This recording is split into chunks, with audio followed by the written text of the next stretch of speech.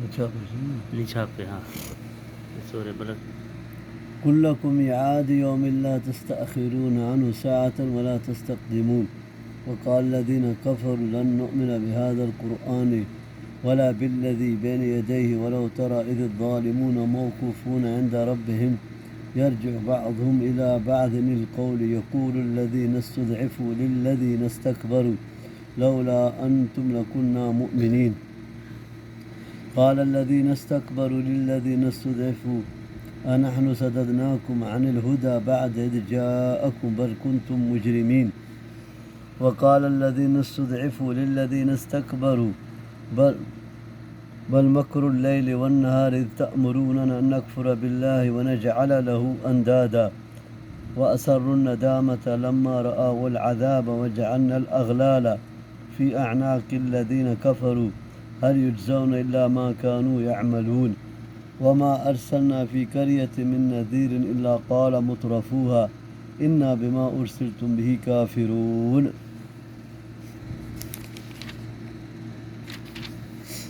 یعنی اللہ نے قیامت کا ایک دن مقرر کر رکھا ہے جس کا علم صرف اسی کو ہے، تاہم جب وہ وقت موعود آ جائے گا تو ایک ساتھ بھی آگے پیچھے نہیں ہوگا. ان اجل اللہ اذا جاء لا یؤخر. جیسے تورات، زبور اور انجیل وغیرہ بعد نے بین یدی سے مراد دار آخرت لیا ہے. اس میں کافروں کے عناد و طغیان کا بیان ہے کہ وہ تمام تر دلائل کے باوجود قرآن کریم اور دار آخرت پر ایمان لانے سے گریزاں ہیں. یعنی دنیا میں یہ کفر و شرک میں ایک دوسرے کے ساتھی اور اس سے ناطے سے ایک دوسرے سے محبت کرنے والے تھے، لیکن آخرت میں یہ ایک دوسرے کے دشمن اور ایک دوسرے کو مورود الاجزام بنائیں گے. یعنی دنیا میں یہ لوگ جو سوچے سمجھے بغیر روش عام پر چلنے والے ہوتے ہیں اپنے ان لیڈروں سے کہیں گے جن کے وہ دنیا میں پیروکار بن رہے تھے، یعنی تم ہی نے ہمیں پیغمبروں اور داعیان حق کے پیچھے چلنے سے روکے رکھا تھا، اگر تم اس طرح نہ کرتے تو ہم یقیناً ایمان والے ہوتے. یعنی ہمارے پاس کون سی طاقت تھی کہ ہم تمہیں ہدایت کے راستے سے روکتے؟ تم نے خود ہی اس پر غور نہیں کیا اور اپنی خواہشات کی وجہ سے ہی اسے قبول کرنے سے گریزاں رہے، اور آج مجرم ہمیں بنا رہے ہو، حالانکہ سب کچھ تم نے خود ہی اپنے مرضی سے کیا، اس لیے مجرم بھی تم خود ہی ہو نہ کہ ہم.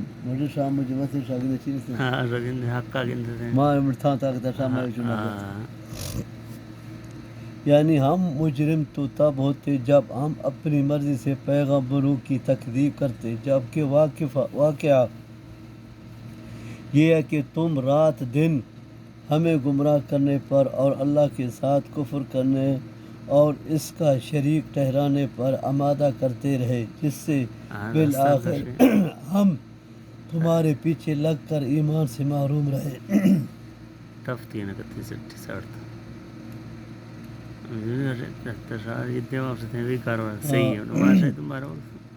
یعنی ایک دوسرے پر الزام تراشی تو کریں گے لیکن دل میں دونوں ہی فریق اپنے اپنے کفر پر شرمند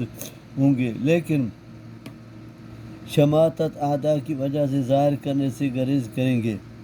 یعنی ایسی زنجیریں جو ان کے ہاتھوں کو ان کے گردنوں کے ساتھ باندھیں گے، یعنی دونوں کو ان کے عملوں کی سزا ملے گی، لیڈروں کو ان کے مطابق اور ان کے پیچھے چلنے والوں کو ان کے مطابق. جیسے دوسرے مقام پر فرمایا لِكُلٍّ ضِعْفٌ وَلَكِنْ لَا تَعْلَمُونَ. یعنی ہر ایک کو دگنا عذاب ہوگا. یہ نبی کریم صلی اللہ علیہ وسلم کو تسلی دی جا رہی ہے کہ مکے کے رؤساء اور چودھری آپ صلی اللہ علیہ وسلم پر ایمان نہیں لا رہے ہیں اور آپ صلی اللہ علیہ وسلم کو ایذائیں پہنچا رہے ہیں، تو یہ کوئی نئی بات نہیں ہے. ہر دور کے اکثر اکثر خوشحال لوگوں نے پیغمبروں کی تکذیب ہی کی ہے، اور ہر پیغمبر پر ایمان لانے والے پہلے پھل معاشرے کے غریب اور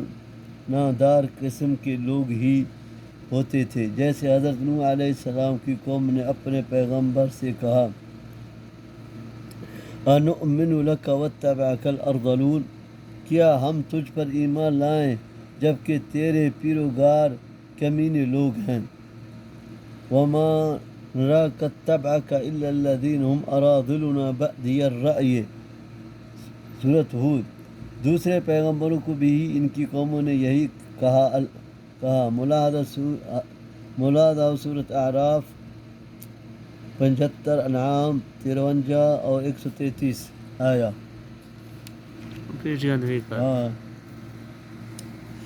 وقالوا نحن أكثر أموالا وأولادا وما نحن بمعذبين قل إن ربي يبسط الرزق لمن يشاء ويقدر ولكن أكثر الناس لا يعلمون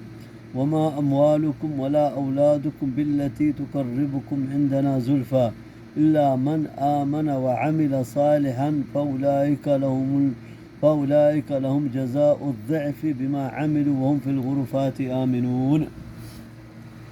والذين يسعون في آياتنا معاجزين أولئك في العذاب محضرون قل إن ربي يبسط الرزق لمن يشاء من عباده ويقدر له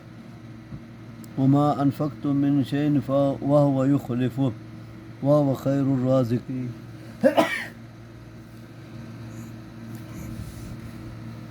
ويوم يحشرهم جميعا ثم يقول للملائكة أهؤلاء إياكم كانوا يعبدون۔ سورت بنی اسرائیل آیت 16 وغیرہ مترفو کے معنی ہے اصحاب ثروت و ریاست، یعنی جب اللہ نے ہمیں دنیا میں مال و اولاد کی کثرت سے نوازا ہے تو قیامت بھی اگر برپا ہوئی تو ہمیں عذاب نہیں ہوگا۔ گویا انہوں نے دار آخرت کو بھی دنیا پر قیاس کیا کہ جس طرح دنیا میں کافر مومن سب کو اللہ کی نعمتیں مل رہی ہیں، آخرت میں بھی اسی طرح ہوگا۔ حالانکہ آخرت تو دار جزا ہے، وہاں تو دنیا میں کیے گئے عملوں کی جزا ملنی ہے، اچھے عملوں کی جزا اچھی اور برے عملوں کی بری، جبکہ دنیا دار الامتحان ہے، یہاں اللہ تعالیٰ بطور آزمائش سب کو دنیاوی نعمتوں سے سرفراز فرماتا ہے، یا انہوں نے دنیاوی مال و اسباب کی فراوانی کو رضا الہی کا مظہر سمجھا، حالانکہ ایسا بھی نہیں ہے۔ اگر ایسا ہوتا تو اللہ تعالیٰ اپنے فرمان برادر بندوں کو سب سے زیادہ مال و اولاد سے نوازاتا۔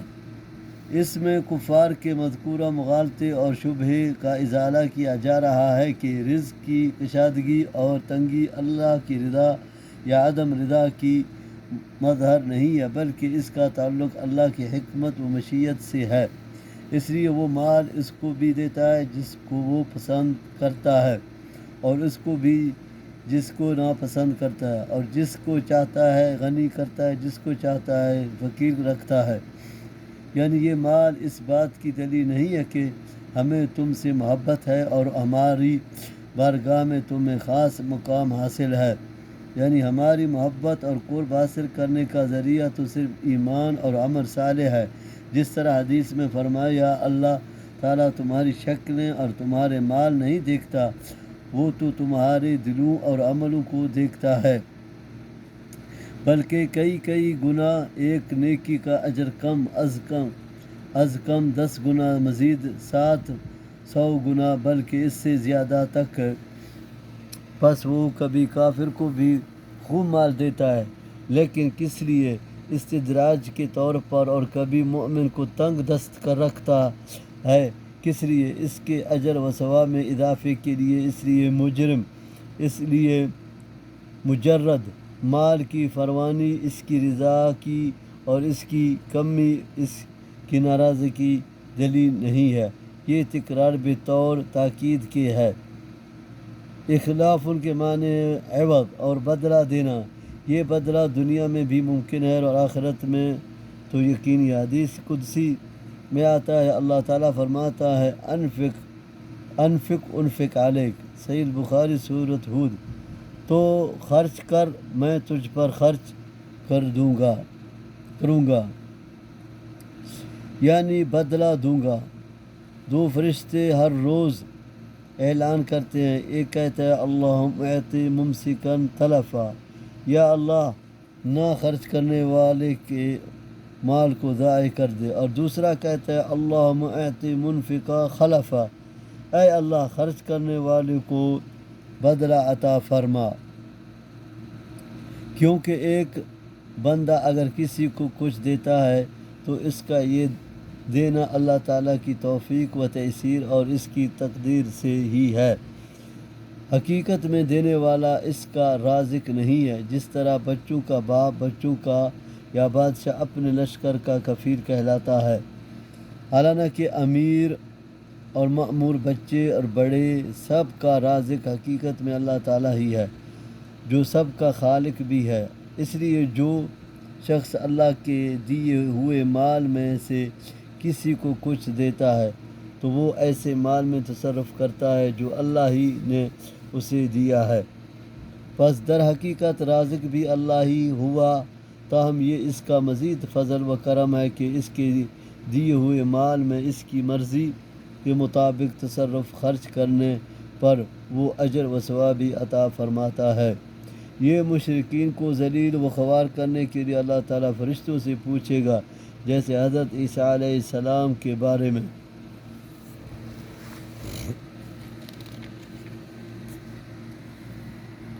قالوا سبحانك أنت ولينا من دون بل كانوا يعبدون الجن أكثرهم بهم مؤمنون فاليوم لا يملك بعضكم لبعض نفعا ولا ضرا ونقول للذين ظلموا ذوقوا عذاب النار التي كنتم بها تكذبون وإذا تتلى عليهم آياتنا بينات قالوا ما هذا إلا رجل يريد أن يصدكم عما كان يعبد آباؤكم وقالوا ما هذا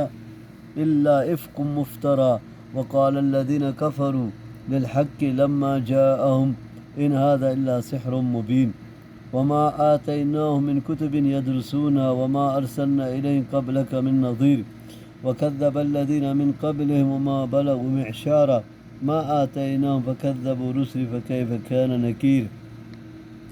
قل إنما أعظكم بواحدة أن تقوموا لله مثنى وفرادى ثم تتفكروا ما بصاحبكم من جنة إن هو إلا نذير لكم بين يدي عذاب شديد۔ یہ نہیں بات تھا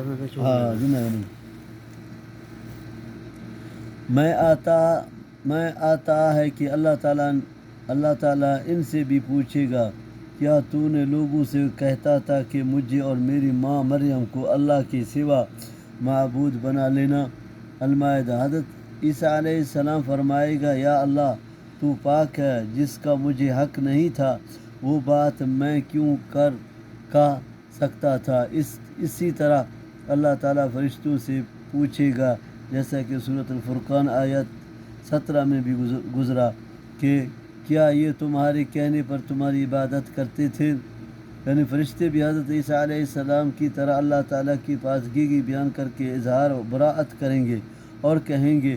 کہ ہم تو تیرے بندے ہیں اور تو ہمارا ولی ہے، ہمارا ان سے کیا تعلق؟ جن سے مراد شیاطین ہیں، یعنی یہ اصل میں شیطانوں کی پجاری ہیں، کیونکہ وہی ان کو بتوں کی عبادت پر لگاتے اور انہیں گمراہ کرتے تھے، جس طرح دوسرے مقام پر فرمایا إِن يَدْعُونَ مِن دُونِهِ إِلَّا إِنَاثًا وَإِن يَدْعُونَ إِلَّا شَيْطَانًا مَرِيدًا، سورۃ النساء آیت نمبر 117۔ یعنی دنیا میں تم یہ سمجھ کر ان کی عبادت کرتے تھے کہ یہ تمہیں فائدہ پہنچائیں گے، تمہاری سفارش کریں گے اور اللہ کے عذاب سے تمہیں نجات دلوائیں گے، جیسے آج بھی پیر پرستوں اور قبر پرستوں کا حال ہے۔ لیکن آج دیکھ لو کہ یہ لوگ کسی بات پر قادر نہیں۔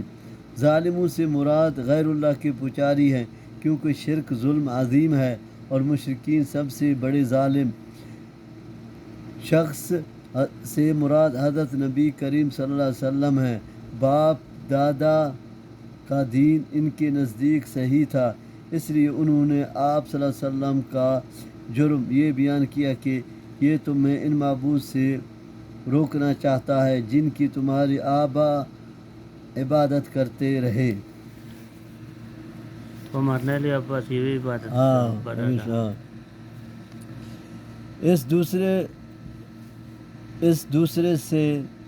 اس دوسرے ہادہ سے مراد قرآن کریم ہے، اسے انہوں نے تراشا ہوا بہتان یا گھڑا ہوا جھوٹ قرار دیا۔ قرآن کو پہلے گھڑا ہوا جھوٹ کہا، اور یہاں کھلا جادو۔ پہلے کا تعلق قرآن کے مفہوم مطالب سے ہے اور دوسرے کا تعلق قرآن کے معجزانہ نظم و اسلوب اور اعجاز و بلاغت سے۔ اس لیے وہ آرزو کرتے تھے کہ ان کے پاس بھی کوئی پیغمبر آئے اور کوئی صحیفہ اسوہ نازل ہو، لیکن جب یہ چیزیں آئیں تو انکار کر دیا۔ یہ کفار مکہ کو تنبیہ کی جا رہی ہے کہ تم نے تکذیب و انکار کا جو راستہ اختیار کیا ہے وہ نہایت خطرناک ہے۔ تم سے پچھلی امتیں بھی اس راستے پر چل کر تباہ برباد ہو چکی ہیں،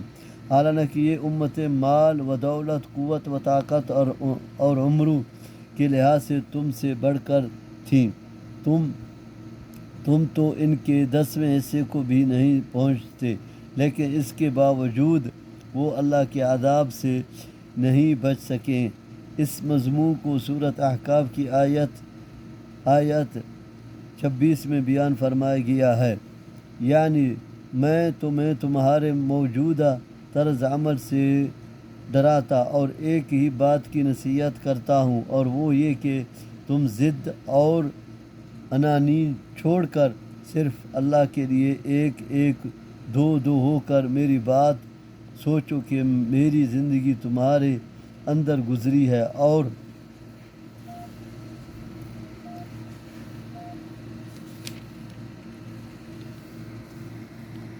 قل ما سألتكم من أجر فهو لكم إن أجر إلا على الله وهو على كل شيء شهيد قل إن ربي يقذف بالحق علام الغيوب قل جاء الحق وما يبدئ الباطل وما يعيد قل إن ضللت فإنما أذل على نفسي وإن اهتديت فبما يوحى إلي ربي إنه سميع قريب ولو ترى إذ فزعوا فلا فوت وأخذوا من مكان قريب وقالوا آمنا بأن لهم التناوش من مكان بعيد۔ اب بھی جو دعوت میں تمہیں دے رہا ہوں، کیا اس میں کوئی ایسی بات ہے کہ جس سے اس بات کی نشاندہی ہی ہو کہ میرے اندر دماغ کی ہے؟ تم اگر عصیبت اور خواہش نفس سے بالا ہو کر سوچو گے تو یقیناً تم سمجھ جاؤ گے کہ تمہارے رفیق کے اندر کوئی دماغ کی نہیں ہے، یعنی وہ تو صرف تمہاری ہدایت کے لیے آیا ہے تاکہ تم اس عذاب شدید سے بچ جاؤ جو ہدایت کا راستہ نہ اپنانے کی وجہ سے تمہیں بھگتنا پڑے گا۔ حدیث میں آتا ہے کہ نبی صلی اللہ علیہ وسلم ایک دن صفا پہاڑی پر چڑھ کر گئے اور فرمایا یا صحابہ، جس سے سن کر قریش جمع ہو گئے۔ آپ صلی اللہ علیہ وسلم نے فرمایا بتلاؤ، اگر میں تمہیں خبر دوں کہ دشمن صبح یا شام کو تم پر حملہ آور ہونے والا ہے تو کیا تم میری تصدیق کرو گے؟ انہوں نے کہا کیوں نہیں؟ آپ صلی اللہ علیہ وسلم نے فرمایا تو پھر سن لو کہ میں تمہیں سخت عذاب آنے سے پہلے ڈراتا ہوں۔ یہ سن کر ابو لہب نے کہا تبا لک لہذا جمعتنا، تیرے لیے ہلاکت ہو کیا، اس لیے تو نے ہمیں جمع کیا تھا، جس پر اللہ تعالیٰ نے سورۃ تبت یدا ابی لہب نازل فرمائی۔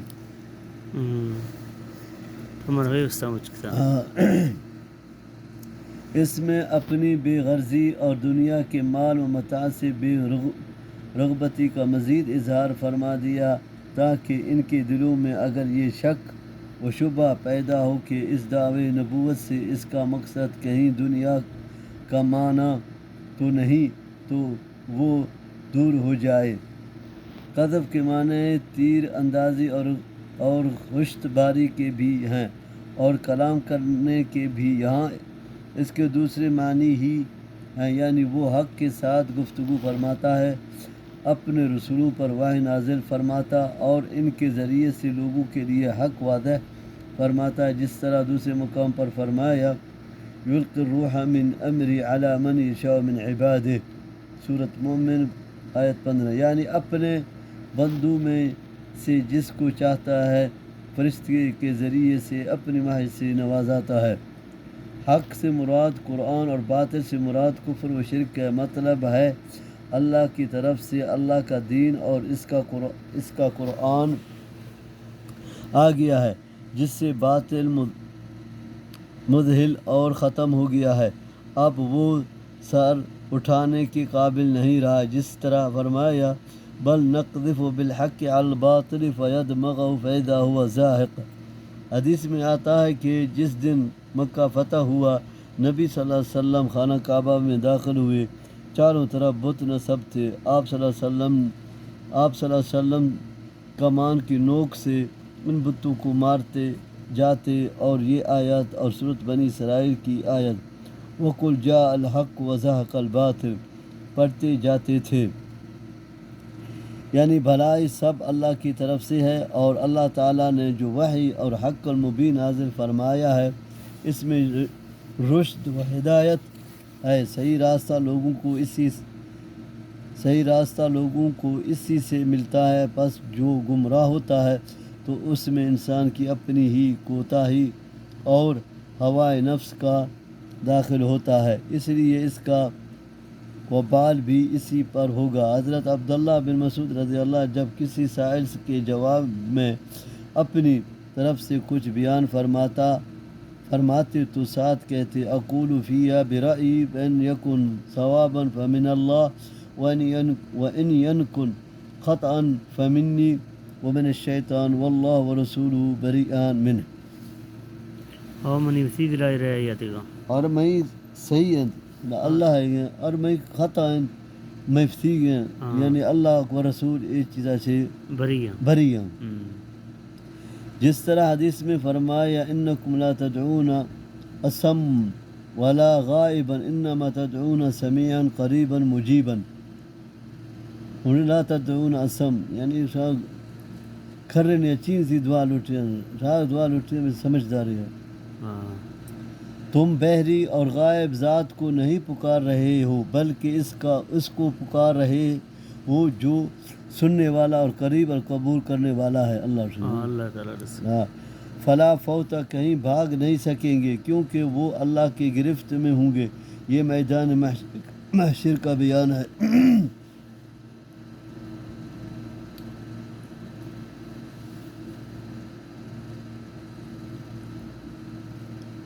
تناوش کے معنی تناول یعنی پکڑنے کے ہیں، یعنی اب آخرت میں انہیں ایمان کس طرح حاصل ہو سکتا ہے جب کہ دنیا میں اس سے گریز کرتے رہے، گویا آخرت ایمان کے لیے دنیا کے مقابلے میں دور کی جگہ ہے، جس طرح دور سے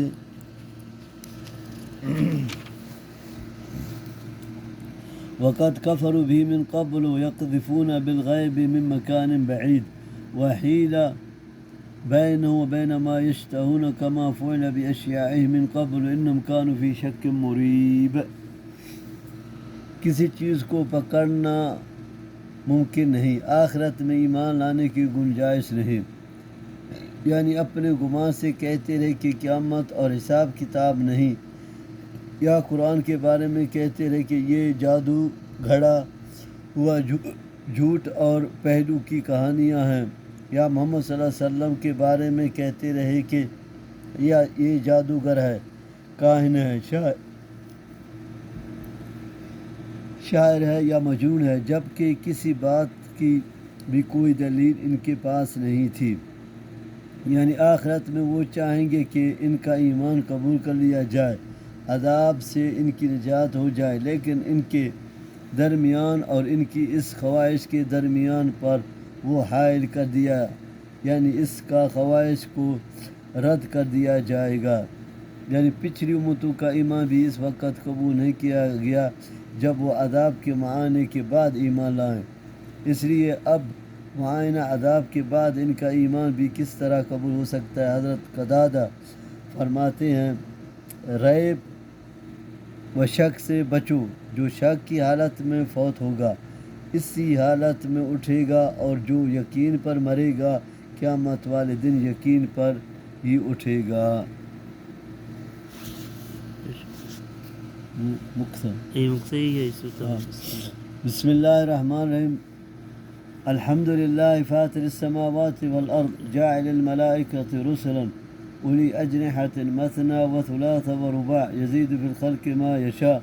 ان اللہ علی کل شیء قدیر ما يفتح الله للناس من رحمة فلا ممسك لها وما يمسك فلا مرسل له من بعده وهو العزيز الحكيم يا أيها الناس اذكروا نعمة الله عليكم هل من خالق غير الله يرزقكم من السماء والأرض لا إله إلا هو فأنى تؤفكون وإن يكذبوك فقد كذبت رسل من قبلك وإلى الله ترجع الأمور۔ فاطر کے معنی ہے مخترع، پہلے پھل ایجاد کرنے والا۔ یہ اشارہ ہے اللہ کی قدرت کی طرف کہ اس نے آسمان و زمین پہلے پھل بغیر نمونے کے بنائے، تو اس کے لیے دوبارہ انسانوں کو پیدا کرنا کون سا مشکل ہے؟ ہاں، مراد جبرائیل، میکائیل، اسرافیل اور اسرائیل فرشتے ہیں جن کو اللہ تعالیٰ انبیاء کی طرف یا مختلف مہمات پر قاصد بنا کر بھیجتا ہے۔ ان میں سے کسی کے 2، کسی کے 3 اور کسی کے 4 پر ہیں، جن کے ذریعے سے وہ زمین پر آتے اور زمین سے آسمان پر جاتے ہیں، یعنی بعض فرشتوں کے اس سے بھی زیادہ پر ہیں۔ جیسے حدیث میں آتا ہے نبی صلی اللہ علیہ وسلم نے فرمایا میں نے معراج کی رات جبرائیل علیہ السلام کو اصلی صورت میں دیکھا، اس کے 600 پر تھے، آخر زیادہ تھے۔ بعض نے اس کو عام رکھا ہے جس میں آنکھ، چہرہ، ناک اور منہ ہر چیز کا حسن داخل ہے۔ انہی نعمتوں میں سے ارسال رسول اور انزال کتب بھی ہے، یعنی ہر چیز کا دینے والا بھی وہی ہے اور واپس لینے یا روک لینے والا بھی وہی ہے۔ اس کے سوا نہ کوئی معطی اور منعم ہے اور نہ مانع و قابض، جس طرح نبی صلی اللہ علیہ وسلم فرمایا کرتے تھے اللہم لا مانع لما اعطیت ولا معطی لما منعت، یعنی اس بیان وضاحت کے بعد بھی تم غیر اللہ کی عبادت کرتے ہو تو فکون اگر افق سے ہو تو معنی ہوں گے، پھر نہ تم کہاں پھرے جاتے ہو، اور اگر افق سے ہو تو معنی ہیں جھوٹ جو سچ سے پھرنے کا نام ہے۔ مطلب ہے کہ تمہارے اندر توحید اور آخرت کا انکار کہاں سے آ گیا جب کہ تم مانتے ہو کہ تمہارا خالق اور رازق اللہ ہے۔ اس میں نبی صلی اللہ علیہ وسلم کو تسلی ہے کہ آپ صلی اللہ علیہ وسلم کو چھٹلا کر یہ کہاں جائیں گے۔ بالآخر تمام معاملات کا فیصلہ یا ایھا الناس ان وعد اللہ حق فلا تغرنکم الحیاۃ الدنیا ولا یغرنکم باللہ الغرور ان الشیطان لکم عدو فاتخذوه عدوا انما يدعو حزبه ليكونوا من اصحاب السعیر الذين كفروا لهم عذاب شدید والذين آمنوا وعملوا الصالحات لهم مغفرة واجر كبیر افمن زين له سوء عمله فرآه حسنا فإن الله يذل من يشاء ويهدي من يشاء فلا تذهب نفسك عليهم حسرات إن الله عليم بما يصنعون والله الذي أرسل الرياح فتسير سحابا فسقناه إلى بلد ميت فأحيينا به الأرض بعد موتها كذلك النشور من كان يريد العزة فلله العزة جميعا إليه يصعد الكلم الطيب والعمل الصالح يرفعه والذين يمكرون السيئات لهم عذاب شديد ومكر أولئك هو يبور والله خلقكم من تراب ثم من نطفة ثم جعلكم أزواجا وما تحمل من أنثى ولا تضع إلا بعلمه وما يعمر من معمر ولا ينقص من عمره إلا في كتاب إن ذلك على الله يسير۔ تو ہمیں ہی کرنا چاہیے۔ جس طرح پچھلی امتوں نے اپنے پیغمبروں کو چھٹلایا تو انہیں سوائے بربادی کے کیا ملا، اس لیے یہ بھی اگر باز نہ آئے تو ان کو بھی ہلاک کرنا ہمارے لیے مشکل نہیں ہے کہ قیامت پر ہوگی اور نیک و بد کو ان کے عملوں کی جزا و سزا دی جائے گی، یعنی آخرت کی ان نعمتوں سے غافل نہ کر دے جو اللہ تعالیٰ نے اپنے نیک بندوں اور رسولوں کے پیروکاروں کے لیے تیار کر رکھی ہیں۔ پس اس دنیا کی عارضی لذتوں میں کھو کر آخرت کی دائمی راحتوں کو نظر انداز نہ کرو، یعنی اس کے دعو اور فریب سے بچ کر رہو، اس لیے کہ وہ بہت دھوکے باز ہیں اور اس کا مقصد ہی تمہیں دھوکے میں مبتلا کر کے اور رکھ کی جنت سے محروم کرنا ہے۔ یہی الفاظ سورہ لقمان 33 میں بھی گزر چکی ہیں، یعنی اس سے سخت عداوت رکھو اور اس کے دجل و فریب اور ہتھکنڈوں سے بچو جس طرح دشمن سے بچاؤ کے لیے انسان کرتا ہے۔ دوسرے مقام پر اسی مضمون کو اس طرح ادا کیا گیا ہے: أَفَتَتَّخِذُونَهُ وَذُرِّيَّتَهُ أَوْلِيَاءَ مِن دُونِي وَهُمْ لَكُمْ عَدُوٌّ بِئْسَ لِلظَّالِمِينَ بَدَلًا۔ سورۃ کاف آیت 50۔ کیا تم اس شیطان اور اس کی ذریت کو مجھے چھوڑ کر اپنا دوست بناتے ہو، حالانکہ وہ تمہارے دشمن ہیں، ظالموں کے لیے بربدلہ ہے۔ یہاں بھی اللہ تعالیٰ نے دیگر مقامات کی طرح ایمان کے ساتھ عمل صالح کو بیان کر کے اس کی اہمیت کو واضح کر دیا ہے تاکہ اہل ایمان عمل صالح سے کسی وقت بھی غفلت نہ برتیں کہ مغفرت اور اجر کبیر کا وعدہ اس ایمان پر ہی ہے جس کے ساتھ عمل صالح ہوگا۔ جس طرح کفار و فجار ہیں، وہ کفر و شرک اور فسق و فجور کرتے ہیں اور سمجھتے ہیں یہ کہ وہ اچھا کر رہے ہیں، پس ایسا شخص جس کو اللہ نے گمراہ کر دیا، اس کو بچاؤ کے لیے آپ کے پاس کوئی ہیلہ ہے یا یہ اس شخص کے برابر ہے جسے اللہ نے ہدایت سے نوازا ہے؟ جواب نفی میں ہی ہے، نہیں، یقیناً نہیں۔ اللہ تعالیٰ اپنے دل کی رو سے اپنی سنت کے مطابق اس کو گمراہ کرتا ہے جو مسلسل اپنے کرتوتوں سے اپنا کو اس کا مستحق ٹھہرا چکتا ہے، اور ہدایت اپنے فضل و کرم سے اسے دیتا ہے جو اس کا طالب ہوتا ہے، کیونکہ اللہ تعالیٰ کا ہر کام حکمت پر اور علم تام پر مبنی ہے۔ اس لیے کسی کی گمراہی پر اتنا افسوس نہ کریں کہ اپنی جان کو خطرے میں ڈال لیں، یعنی اس سے ان کا کوئی قول یا فعل مخفی نہیں۔ مطلب یہ ہے کہ اللہ کا ان کے ساتھ معاملہ ایک علیم و خبیر اور ایک حکیم کی طرح کا ہے، عام بادشاہوں کی طرح کا نہیں ہے جو اپنے اختیارات کا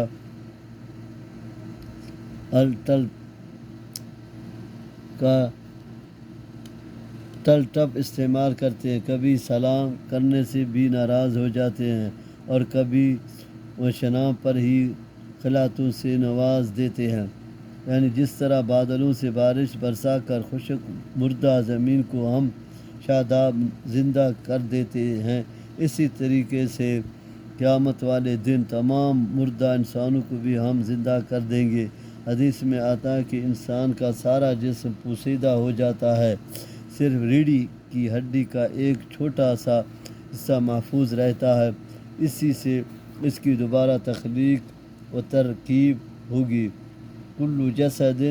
ابن آدم یبلا الا عجب الذنب منہ خلق و منہ یرکب۔ سوا مود سے بچی گئی ریڑھی ہے، ہاں، ریڑھی ہڈ مشہور بچودا تر تو انسان پیدا بھی، تر بدہ یہاں ہاں، یعنی جو چاہتا ہے کہ اسے دنیا اور آخرت میں عزت ملے تو وہ اللہ کی اطاعت کرے، اس سے اسے یہ مقصود حاصل۔ حدیث آت کے نا، حدیث میں آتا ہے کہ انسان کا سارا جسم پوسیدہ ہو جاتا ہے، صرف ریڑھ کی ہڈی کا ایک چھوٹا سا حصہ محفوظ رہتا ہے، اسی سے اس کی دوبارہ تخلیق و ترکیب ہوگی۔ وَكُلُّ جَسَدٍ ابن آدم يُبْلَى إِلَّا عَجَبَ الذَّنَبِ میں عدن منہ خلق و منہ یرکب، یعنی جو چاہتا ہے کہ اسے دنیا اور آخرت میں عزت ملے تو وہ اللہ کی اطاعت کرے، اس سے یہ مقصود حاصل ہے۔ میں پڑھتا چاہیے نا پڑھتا ہے پڑھتا پانچوں رقم میں پڑھتا ہے صحیح یہ مچھی پڑھتا ہاں یہ بدھ ہے مرجی پڑھتا ہے پڑھتا ہے نہیں پڑھتا نا اچھا اچھا یہ چیز صحیح صحیح ہو جائے گا، اس لیے کہ دنیا آخرت کا مالک اللہ ہی ہے، ساری عزتیں اس کے پاس ہیں، وہ جس کو عزت دے وہی عزیز ہوگا، جس کو وہ ذلیل کر دے اسے دنیا کی کوئی طاقت عزت نہیں دے سکتی۔ دوسرے مقام پر فرمایا الذین یتخذون الکافرین اولیاء من دون المؤمن یبتغون عندهم العزت فإن العزت للہ جمیعا۔ الکلام کلمہ کی جمع ہے، ستر کلمات سے مراد اللہ کی تسبیح و تحمید، تلاوت، امر بالمعروف و نہی عن المنکر ہے۔ چڑھتے ہیں کا مطلب قبول کرنا ہے، یا فرشتوں کا انہیں لے کر آسمانوں پر چڑھنا ہے تاکہ اللہ ان کی جزا دے۔ یرفع میں ضمیر کا مرجع کون ہے؟ بعد کہتے ہیں الکلم الطیب ہے، یعنی عمل صالح کلمات طیب کو اللہ کی طرف بلند کرتا ہے، یعنی محض زبان سے اللہ کا ذکر، تسبیح و تحمید کچھ نہیں جب تک اس کے ساتھ عمل صالح یعنی احکام و فرائض کی ادائیگی بھی نہ ہو۔ بعد کہتے ہیں یرفع میں فاعل کی ضمیر اللہ کی طرف راجع ہے، مطلب ہے کہ اللہ تعالی عمل صالح کو کلمات طیبت پر بلند فرماتا ہے، اس لیے کہ عمل صالح سے ہی اس بات کا تحقق ہوتا ہے کہ اس کا مرتکب فی الواقع اللہ کی تسبیح و تحمید میں مخلص ہے، گویا قول عمل کے بغیر اللہ کے ہاں بے حیثیت ہے۔ خفیہ طریقے سے کسی کو نقصان پہنچانے کی تدبیر کو مکر کہتے ہیں۔ کفر و شرک کا ارتکاب بھی مکر ہے کہ اس طرح اللہ کے راستے کو نقصان پہنچایا جاتا ہے۔ نبی صلی اللہ علیہ وسلم کے خلاف قتل وغیرہ کی جو سازشیں کفار مکہ کرتے رہیں وہ بھی مکر ہے، ریاکاری بھی مکر ہے۔ یہاں یہ لفظ عام ہے، مکر کی تمام صورتوں کو شامل ہے، یعنی ان کا مکر بھی برباد ہوگا اور اس کا وبال بھی انہیں پر پڑے گا جو اس کا ارتکاب کرتے ہیں، جیسے فرمایا وَلَا يَحِيقُ الْمَكْرُ السَّيِّئُ إِلَّا بِأَهْلِهِ، یعنی تمہارے باپ آدم علیہ السلام کو مٹی سے اور پھر اس کے بعد تمہاری نسل کو قائم رکھنے کے لیے انسان کی تخلیق کو نطفے سے وابستہ کر دیا جو مرد کی پشت سے نکل کر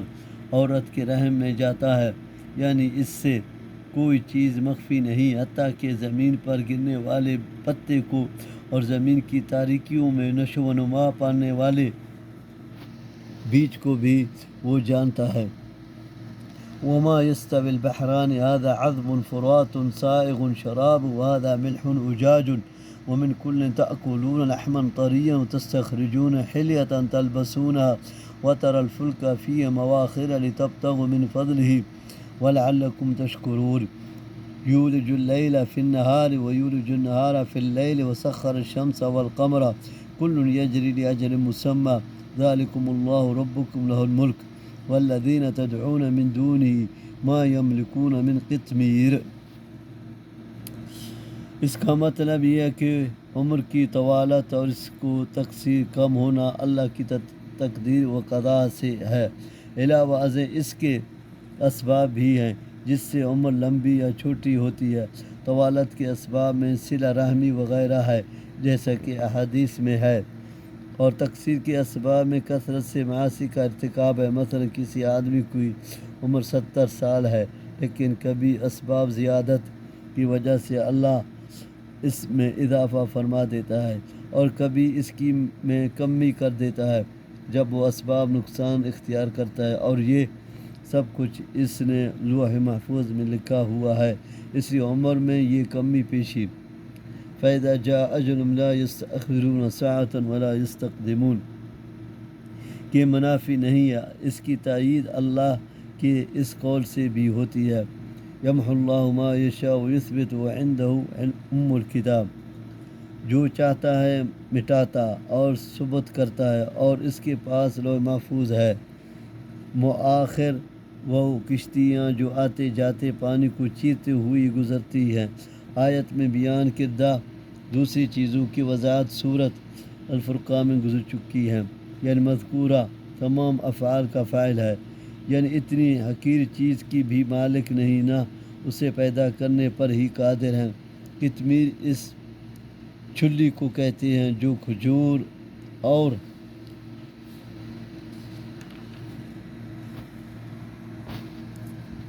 ان تدعوهم لا يسمعوا دعاءكم ولو سمعوا ما استجابوا لكم ويوم القيامة يكفرون بشرككم ولا ينبئك مثل خبير يا أيها الناس أنتم الفقراء إلى الله والله هو الغني الحميد إن يشاء يذهبكم ويأتي بخلق جديد وما ذلك على الله بعزيز ولا تزر وازرة وزر أخرى وإن تدع مثقلة إلى حملها لا يحمل منه شيء ولو كان ذا قربى إنما تنذر الذين يخشون ربهم بالغيب وأقاموا الصلاة ومن تزكى فإنما يتزكى لنفسه وإلى الله المصير وما يستوي الأعمى والبصير ولا الظلمات ولا النور ولا الذل ولا الحرور۔ اس کی کھٹری کے درمیان ہوتی ہے، یہ پتلا سا چھلکا کھٹری پر لفافے کی طرح چڑھا ہوا ہوتا ہے، یعنی اگر تم انہیں مصائب میں پکارو تو وہ تمہاری پکار سنتے ہی نہیں ہیں، کیونکہ وہ جماد ہیں یا منو مٹی کے نیچے مدفون، یعنی اگر بالفرض وہ سن بھی لیں تو بے فائدہ، اس لیے کہ وہ تمہاری التجاؤں کے مطابق تمہارا کام نہیں کر سکتے۔ اور کہیں گے ما کنتم ایانا تعبدون، تم ہماری عبادت نہیں کرتے تھے، ان کننا عن عبادتکم لغافلین، سورۃ یونس آیت 49۔ ہم تو تمہاری عبادت سے بے خبر تھے۔ اس آیت سے یہ بھی معلوم ہوتا ہے کہ جن کو اللہ کے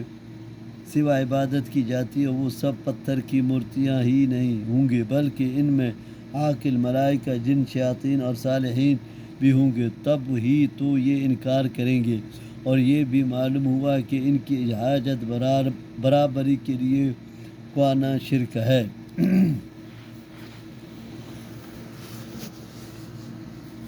اس لیے کہ اس جیسا کامل علم کسی کے پاس بھی نہیں ہے، وہی تمام امور کی کنہ اور حقیقت سے پوری طرح باخبر ہیں، جس میں ان پکارے جانے والوں کی بے اختیاری پکار کو نہ سننا اور قیامت کے دن اس کا انکار کرنا بھی شامل ہے۔ ناس کا لفظ عام ہے، جس میں عوام و خواص حتیٰ کہ انبیاء علیہ السلام و صلحاء سب آ جاتے ہیں۔ اللہ کے در کے سب ہی محتاج ہیں، لیکن اللہ کسی کا محتاج نہیں۔ وہ اتنا بے نیاز ہے کہ سب لوگ اگر اس کے نافرمان ہو جائیں تو اس سے اس کی سلطنت میں کوئی کمی، اور سب اس کے اطاعت گزار بن جائیں تو اس سے اس کی قوت میں زیادتی نہیں ہوگی، بلکہ نافرمانی سے انسانوں کا اپنا ہی نقصان ہے، اور اس کی عبادت و اطاعت سے انسانوں کا اپنا ہی فائدہ ہے۔ یعنی محمود ہے اپنی نعمتوں کی وجہ سے، پس ہر نعمت جو اس نے بندوں پر کی ہے اس پر وہ حمد و شکر مستحق ہے۔ یہ بھی اس کی شان بے نیازی ہی کی ایک مثال ہے کہ اگر وہ چاہے تو تمہیں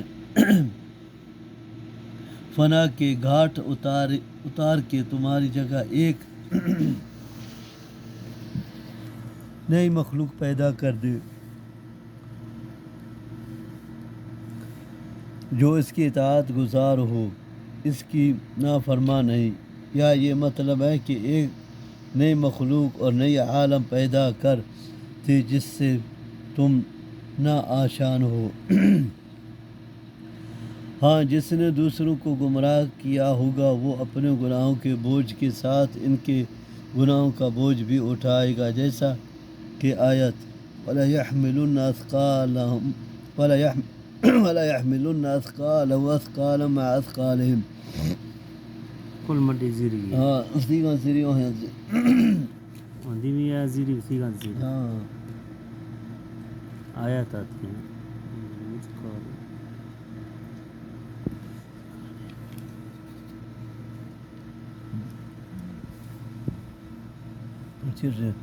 وَلَا يَحْمِلُنَّ أَثْقَالَهُمْ وَأَثْقَالًا مَعَ أَثْقَالِهِمْ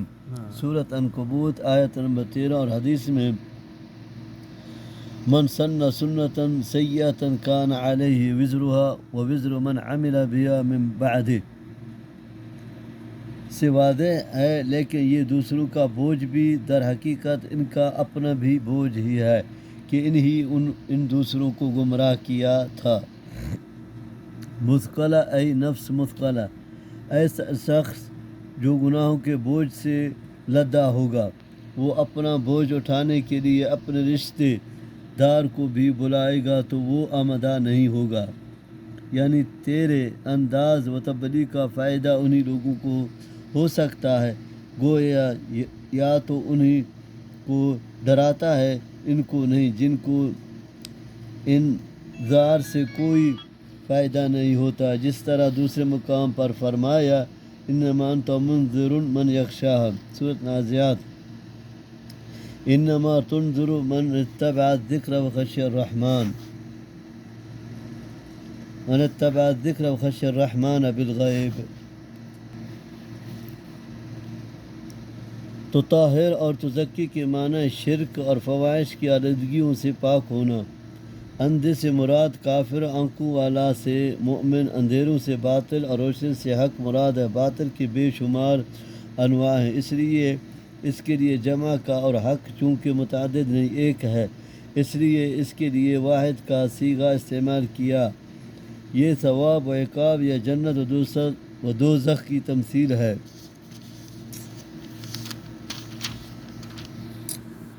وما يستوي الأحياء ولا الأموات إن الله يسمع من يشاء وما أنت بمسمع من في القبور إن أنت إلا نذير أرسلناك بالحق بشيرا ونذيرا وإن من أمة إلا خلا فيها نذير وإن يكذبوك فقد كذب الذين من قبلهم جاءتهم رسل بالبينات وبالزبر وبالكتاب المنير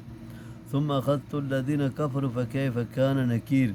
ألم تر أن الله أنزل من السماء ماء فأخرجنا به ثمرات مختلفا ألوانها من الجبال جدد بيض وحمر مختلف ألوانها وغرابيب سود ومن الناس والدواب والأنعام مختلف ألوانه كذلك إنما يخشى الله من عباده العلماء إن الله عزيز غفور. إن الذين يتلون كتاب الله وأقاموا الصلاة وأنفقوا مما رزقناهم سرا وعلانية يرجون. احیاء سے مومن اور اموات سے کافر یا علماء اور جاہل یا عقل مند اور غیر عقل مند مراد ہیں. یعنی جس سے اللہ ہدایت سے نوازنے والا ہوتا ہے اور جنت اس کے لیے مقدر ہوتی ہے، اس سے حجت و دلیل سننے اور پھر اسے قبول کرنے کی توفیق دے دیتا ہے. یعنی جس طرح قبروں میں مردہ اشخاص کو کوئی بات نہیں سنائی جا سکتی، اسی طرح جن کے دلوں کو کفر نے موت سے ہمکار کر دیا ہے، اے پیغمبر صلی اللہ علیہ وسلم تو انہیں حق کی بات نہیں سنا سکتا. مطلب یہ ہوا کہ جس طرح مرنے اور قبر میں دفن ہونے کے بعد مردہ کوئی فائدہ نہیں اٹھا سکتا، اسی طرح کافر و مشرک جن کی قسمت میں بدبختی لکھی ہے دعوت و تبلیغ سے انہیں فائدہ نہیں ہوتا.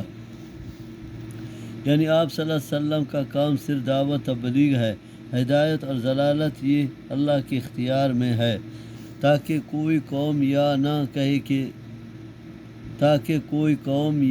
نہ کہہ سکے کہ ہمیں تو ایمان و کفر کا پتہ ہی نہیں، اس لیے کہ ہمارے پاس کوئی پیغمبر ہی نہیں آیا. بنا پر اللہ نے ہر امت میں نبی بھیجا، جس طرح دوسرے مقام پر بھی فرمایا وَلِكُلِّ قَوْمٍ هَادٍ سورۃ رعد وَلَقَدْ بَعَثْنَا فِي كُلِّ أُمَّةٍ رَسُولًا. یعنی کیسے سخت عذاب کے ساتھ میں نے ان کی گرفت کی اور انہیں تباہ برباد کر دیا. یعنی جس طرح مومن اور کافر، صالح اور فاسد دونوں قسم کے لوگ ہیں، اسی طرح دیگر مخلوقات میں بھی تفاوت اور اختلاف ہے۔ مثلا پھلوں کے رنگ بھی مختلف ہیں اور ذائقے، لذت اور خوشبو میں بھی ایک دوسرے سے مختلف، حتیٰ کہ ایک پھل کے بھی کئی رنگ اور ذائقے ہیں، جیسے کھجور ہیں، انگور ہیں، سیب ہیں اور دیگر بعض پھل ہیں۔ اسی طرح پہاڑ اور اس کے حصے یا راستے اور خطوط مختلف رنگوں کے ہیں، سفید، سرخ اور بہت گہرے سیاہ۔ جدد کی جمع ہے، راستے یا لکیر، غریب کی جمع، اور سود اسود سیاہ کی جمع ہے۔ جب سیاہ رنگ کے گہرے پن کر ظاہر کرنا ہو تو اسود کے ساتھ غریب کا لفظ استعمال کیا جاتا ہے۔ اسود غربیب، جس کے معنی ہوتے ہیں بہت گہرا سیاہ، یعنی انسان اور جانور بھی سفید اور سرخ، سیاہ اور زرد رنگ کے ہوتے ہیں۔ یعنی اللہ کی ان قدرتوں اور اس کے کمال صناعی کو وہی جان اور سمجھ سکتے ہیں جو علم رکھنے والے ہیں، اور اس علم سے مراد کتاب، سنت اور اسرار الہی کا علم ہے، اور جنتی انہیں رب کی مغفرت حاصل ہوتی ہے۔ اتنا ہی وہ رب سے ڈرتے ہیں، گویا جن کے اندر خشیت الہی نہیں ہے، سمجھ لو کہ علم صحیح سے بھی وہ محروم ہیں۔ سفیان الثوری فرماتے ہیں کہ علماء کی 3 قسمیں ہیں، عالم باللہ اور عالم بامر اللہ۔ یہ وہ ہے جو اللہ سے ڈرتا اور اس کے حدود و فرائض کو جانتا ہے۔ دوسرا صرف عالم باللہ، جو اللہ سے تو ڈرتا ہے لیکن اس کے حدود و فرائض سے بے علم ہے۔ تیسرا صرف عالم بامر اللہ، جو حدود و فرائض سے باخبر ہے لیکن خشیت الہی سے عاری ہے۔ یہ رب سے ڈرنے کی علت ہے کہ وہ اس بات پر قادر ہے کہ نافرمان کو سزا دے اور توبہ کرنے والے کے گناہ معاف فرما دے۔ کتاب اللہ سے مراد قرآن کریم ہے۔ تلاوت کرتے ہیں یعنی پابندی سے اس کا اہتمام کرتے ہیں۔ کہ اقامت الصلاۃ کا مطلب ہوتا ہے نمازی کی اس طرح ادائیگی کی جو مطلوب ہے، یعنی وقت کی پابندی اور اعتدال ارکان۔ اور ان الذين يتلون كتاب الله واقاموا الصلاة وانفقوا مما رزقناهم سرا وعلانية يرجون تجارة لن تبور ليوفيهم أجورهم ويزيدهم من فضله إنه غفور شكور والذين أوحينا إليك من الكتاب والحق مصدقا لما بين يديه إن الله بعباده لخبير بصير ثم أورثنا الكتاب الذين اصطفينا من عبادنا فمنهم ظالم لنفسه ومنهم مقتصد ومنهم سابق بالخيرات بإذن الله ذلك هو الفضل الكبير جنات عدن يدخلونها يحلون فيها من أساور من ذهب ولؤلؤ ولباس فيها حرير۔ خشوع و خضوع کے اہتمام کے ساتھ پڑھنا، یعنی رات دن علانیہ اور پوشیدہ دونوں طریقوں سے حسب ضرورت خرچ کرتے ہیں۔ بعض کے نزدیک پوشیدہ سے نفلی صدقہ اور اعلانیہ سے صدقہ واجبہ زکوٰۃ مراد ہے، یعنی ایسے لوگوں کو اجر اللہ کے ہاں یقینی ہے جس میں مندی اور کمی کا امکان نہیں۔ لیوفیوں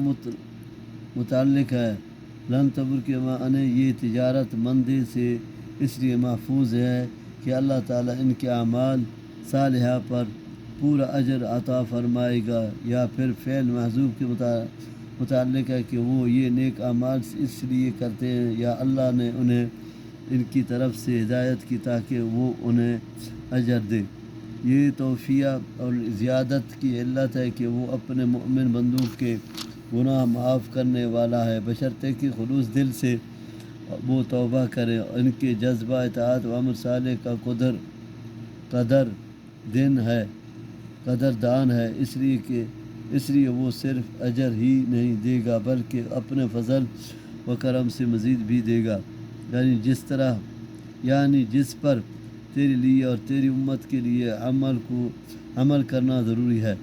تورات اور انجیل وغیرہ کی یہ اس بات کی دلیل ہے۔ قرآن کریم اس اللہ کا نازل کردہ جس نے پچھلی کتابیں نازل کی تھیں، جب ہی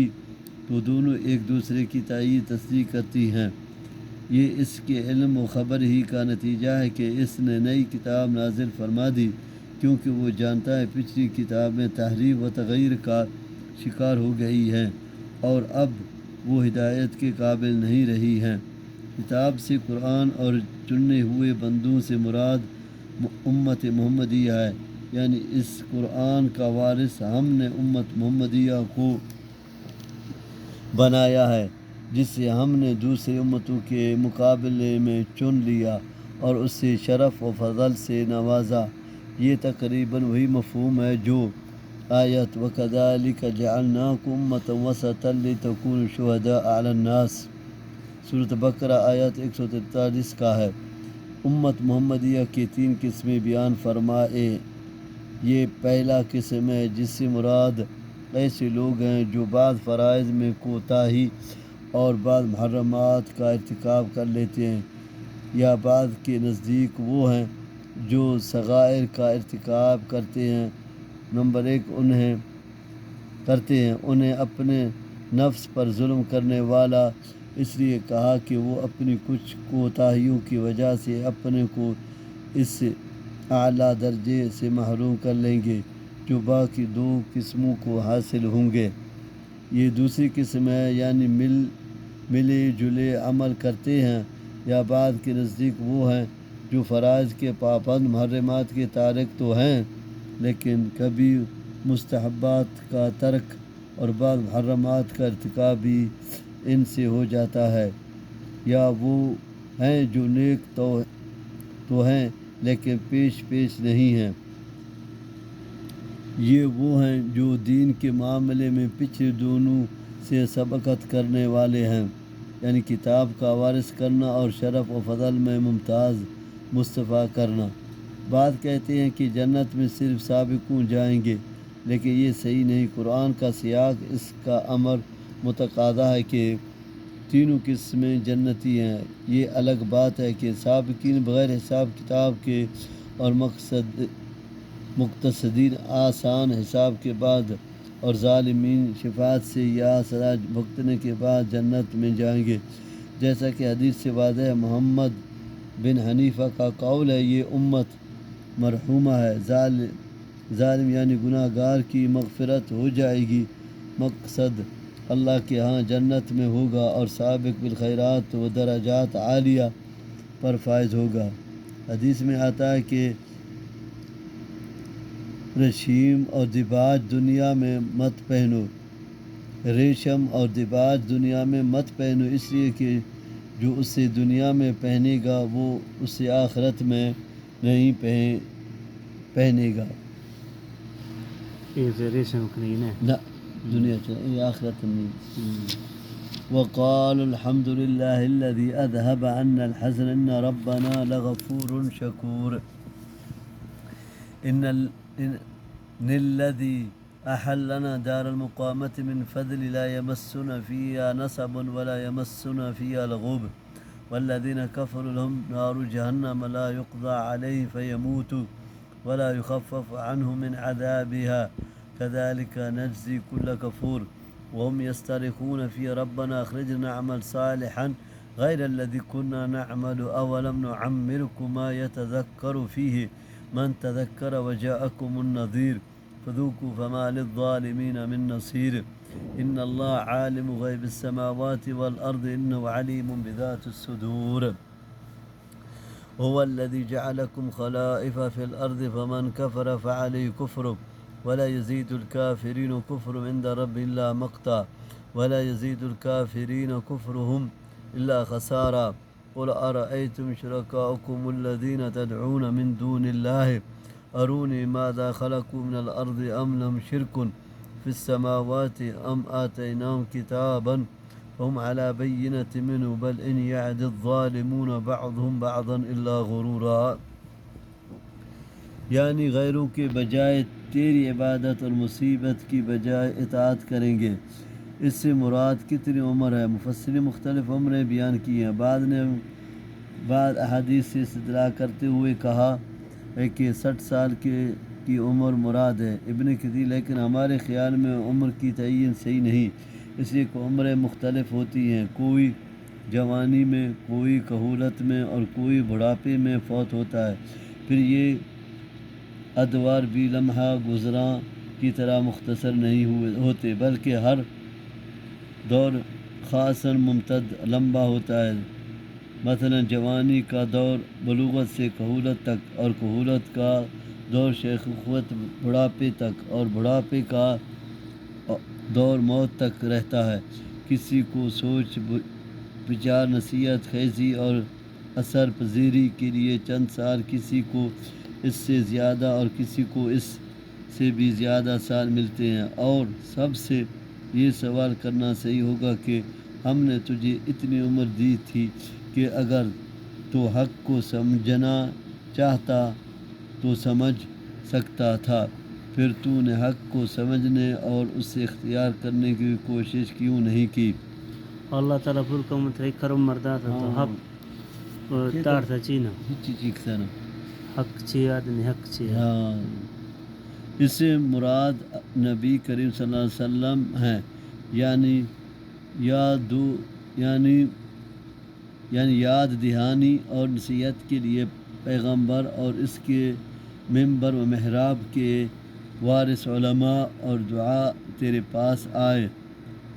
لیکن تو نے اپنی عقل و فہم سے کام لیا نہ داعیان حق کی باتوں کی طرف دھیان کیا۔ پیغمبرات کا اور داعیات کو تو یہاں یہ بیان کرنے سے یہ مقصد بھی ہو سکتا ہے کہ تم دوبارہ دنیا میں جانے کی آرزو کر رہے ہو اور دعویٰ کر رہے ہو کہ اب نافرمانی کی جگہ اطاعت اور شرک کی جگہ توحید اختیار کروں گے، لیکن ہمیں علم ہے کہ تم ایسا نہیں کرو گے۔ تمہیں اگر دنیا میں دوبارہ بھیج بھی دیا جائے تو تم وہی کچھ کرو گے جو پہلے کرتے رہے ہو، جیسا دوسرے مقام پر اللہ نے فرمایا وَلَوْ رُدُّوا لَعَادُوا لِمَا نُهُوا عَنْهُ، اگر انہیں دوبارہ دنیا میں بھیج دیا جائے تو وہی کام کریں گے جن سے انہیں منع کیا گیا تھا۔ یہ پچھلی بات کی تعطیل ہے، یعنی اللہ تعالیٰ کو آسمان اور زمین کی پوشیدہ باتوں کا علم کیوں نہ ہو، جبکہ وہ سینوں کی باتوں اور رازوں سے بھی واقف ہے جو سب سے زیادہ مخفی ہوتے ہیں۔ یعنی اللہ کے ہاں کفر کوئی فائدہ نہیں پہنچائے گا، بلکہ اس سے اللہ کے غضب اور ناراضی میں بھی اضافہ ہوگا اور انسان کے اپنے نفس کا خسارہ بھی زیادہ۔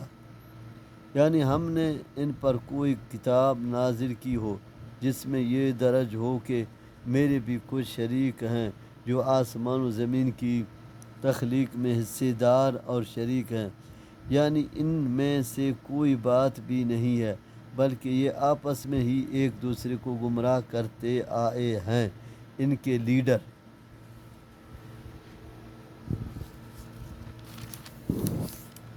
ان اللہ یمسک السماوات والارض ان تزولا ولئن زالتا ان امسکہما من احد من بعده انه كان حلیما غفورا واقسموا باللہ جہد ایمان لئن جاءهم نذیر للیکونن احدى من احدى الامم فلما جاءهم نذیر ما زادهم الا نفورا استكبارا في الأرض ومكر السيء ولا يحيق المكر السيء إلا بأهله فهل ينظرون إلا سنة الأولين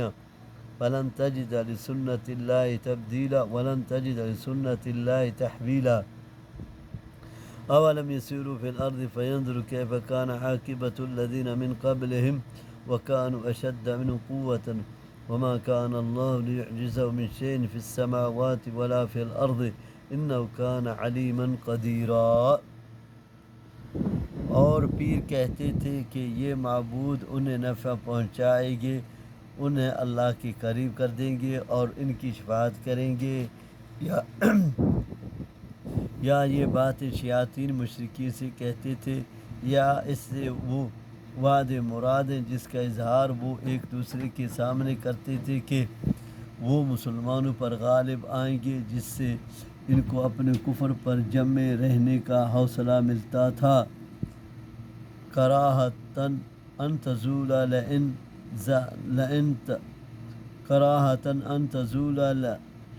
لئلا تزول، یہ اللہ تعالیٰ کی کمال قدرت و صنعت کا بیان ہے۔ بعد نے کا مطلب یہ ہے کہ ان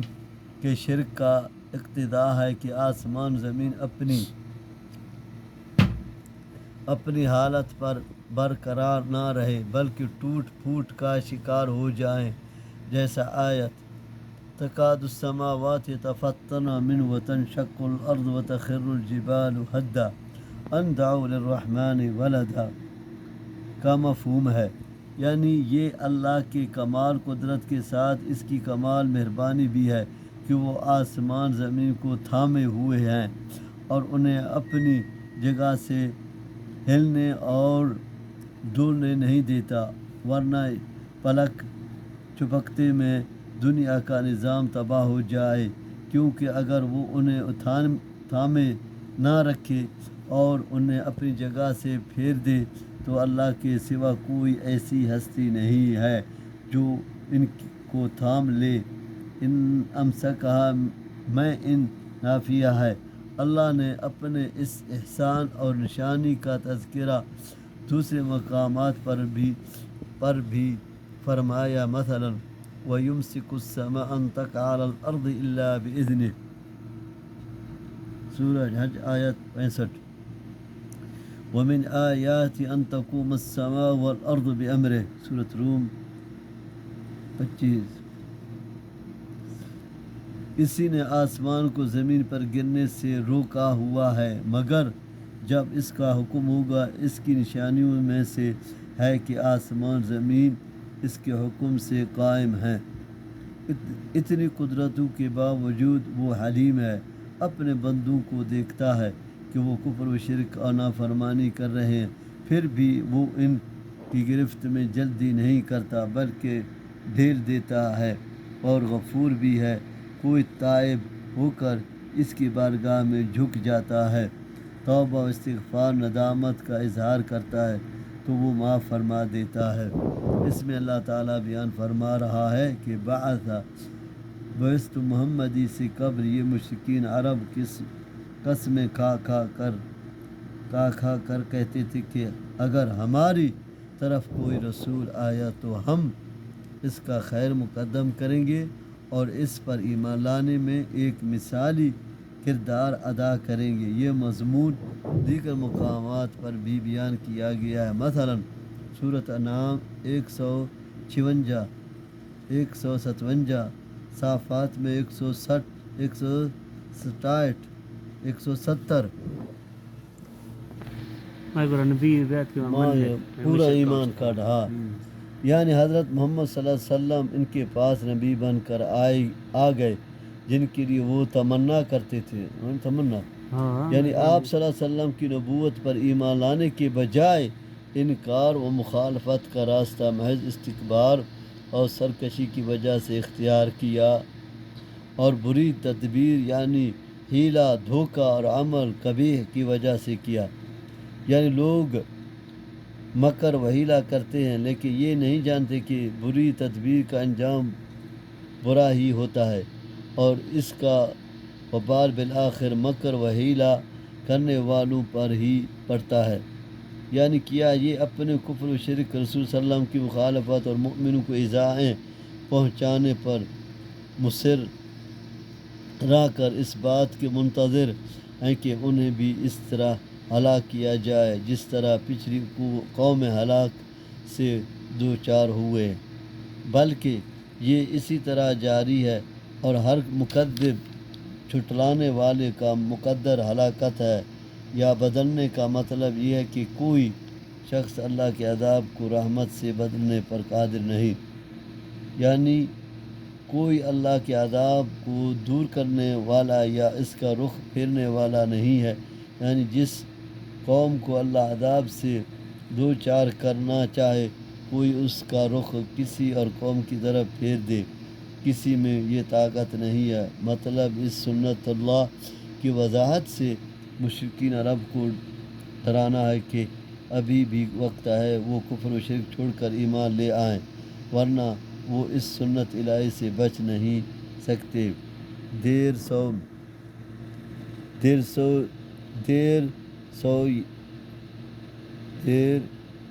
سویر اس کی زد میں آ کر رہیں گے۔ کوئی اس قانون الہی کو بدلنے پر قادر ہے اور نہ عذاب الہی کو پھرنے پر۔ مجھے عذاب کیا ہاں وَلَوْ يُؤَاخِذُ اللَّهُ النَّاسَ بِمَا كَسَبُوا مَا تَرَكَ عَلَى ظَهْرِهَا مِنْ دَابَّةٍ وَلَكِنْ يُؤَخِّرُهُمْ إِلَى أَجَلٍ مُّسَمًّى فَإِذَا جَاءَ أَجَلُهُمْ فَإِنَّ اللَّهَ كَانَ بِعِبَادِهِ بَصِيرًا۔ انسانوں کو تو ان کے گناہوں کی برداشت میں اور جانوروں کو انسان کی نحوست کی وجہ سے، یا مطلب ہے کہ تمام اہل زمین کو ہلاک کر دیتا، انسانوں کو بھی اور جن جانوروں اور روزیوں کے وہ مالک ہیں ان کو بھی، یا مطلب ہے کہ آسمان سے بارشوں کا سلسلہ منقطع فرما دیتا جس سے زمین پر چلنے والے سب دابہ مر جاتے۔ یہ میعاد معین دنیا میں بھی ہو سکتی ہے، اور یوم قیامت تو ہے ہی، یعنی اس دن ان کا محاسبہ کرے گا اور ہر شخص کو اس کے عملوں کا پورا بدلہ دے گا۔ اہل ایمان و طاعت کو اجر و ثواب اور اہل کفر مصیبت کو عتاب و عقاب، اس میں مومنوں کے لیے تسلی ہے اور کافروں کے لیے وعید۔